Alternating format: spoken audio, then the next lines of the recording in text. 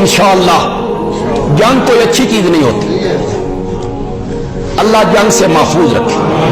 मुल्क की मईशत तबाह हो जाती है, कारोबार तबाह हो जाता है, लोग शहीद होते हैं तो हजारों घरों में मातम भी, कमी महसूस होती है। किसी का बाप, भाई, बेटा, बहनों का भाई छिन जाता है। अच्छी चीज नहीं होती जंग।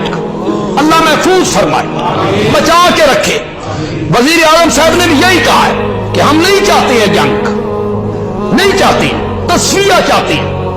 लेकिन अगर हिंदुस्तान ने हम पर जंग मुसल्लत की तो आज आप मेरे साथ ये अहद करें कि हम अपनी जान, अपनी औलाद, अपना माल, हत्ता कि अपनी इज्जत भी इस मुल्क के लिए इंशाअल्लाह कुर्बान कर देंगे। इंशाअल्लाह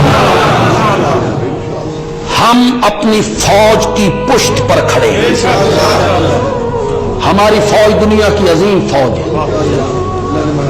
इंडिया को गुरूर होगा असलिया पर, उसे गुरूर होगा अपनी टेक्नोलॉजी पर, उसे गुरूर होगा अपनी कसरत पर।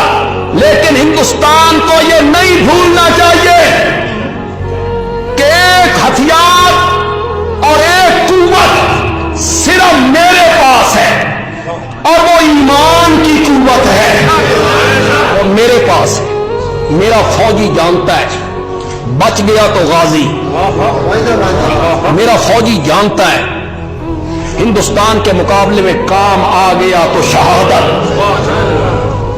ये ताकत सिर्फ हम रूहानी ताकत, तुम्हारे पास मादी ताकत होगी, हमारे पास रूहानी ताकत होगी। जज्बा होना चाहिए। वो कैसे अल्लामा इकबाल का शेर है, उतर सकते हैं गर्दों से, किसी को याद? हाँ,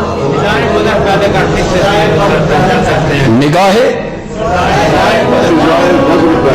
फिजाए बद्र पैदा कर, फरिश्ते तेरी नुसरत को उतर सकते हैं गर्दों से, कतार अंदर कतार अब भी। इंशाअल्लाह हमारे अंदर वो जज्बा है।